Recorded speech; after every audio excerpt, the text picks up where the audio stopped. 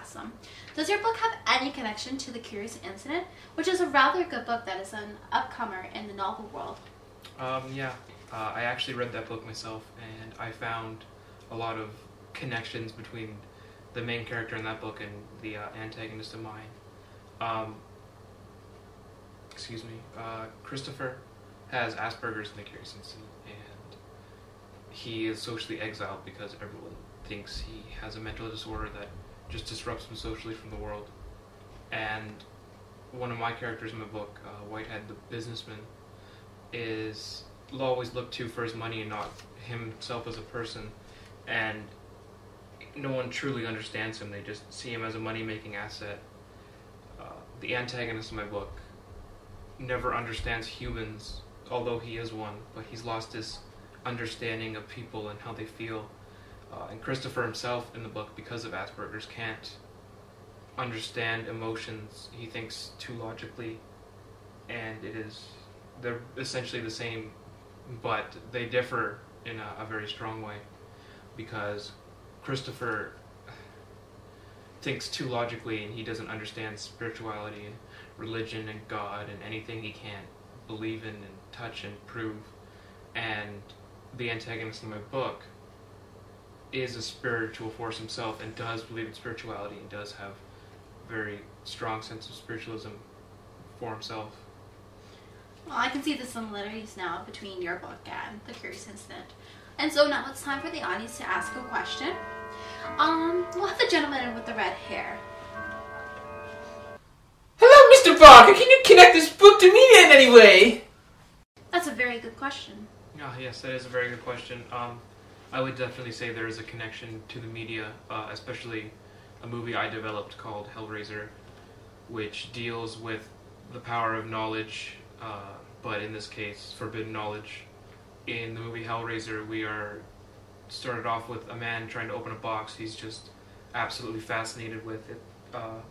It is a cube that opens the gates of hell, and humans are not meant to possess this knowledge, and it tampers with the fabric of everything, and it leads into deep psychology. And I found that this had a very strong connection with the sub-theme in my novel, because a lot of the characters made their wealth and made their power and made everything from the knowledge that the antagonist was given and taught to people he thought worthy to overcome the world. I think this ties into humanity itself as well, because we often go looking for answers to everything and we have endless curiosity, but I thought to myself, what if there were things that we didn't want the answers to and we didn't like the answers to? And I confess this myself because I am extremely curious with everything. It's very insightful. So we'll be right back after the break with some more questions.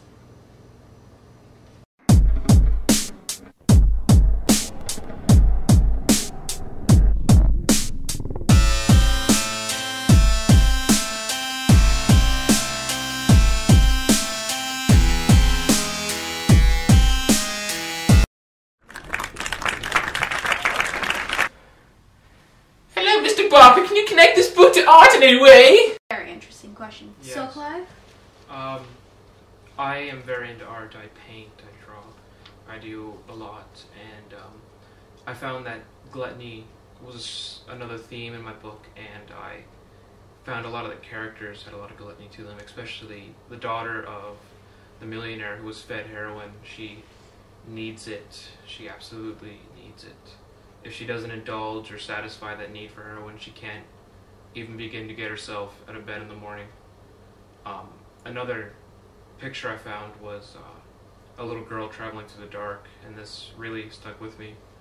It made me realize that when we all come to that fork in the road in the afterlife, we are all going to face it evenly, and we might as well be a child who's new into the world, because it's just full of potential and full of imagination. And that's why I don't put as much description into everything, because I want my readers to create their own interpretation and have their own meaning into the book. Well, that's very interesting. I never thought about it like that. And we have one last question for the remaining time. I guess so. You over there? Hello, Mr. Barker!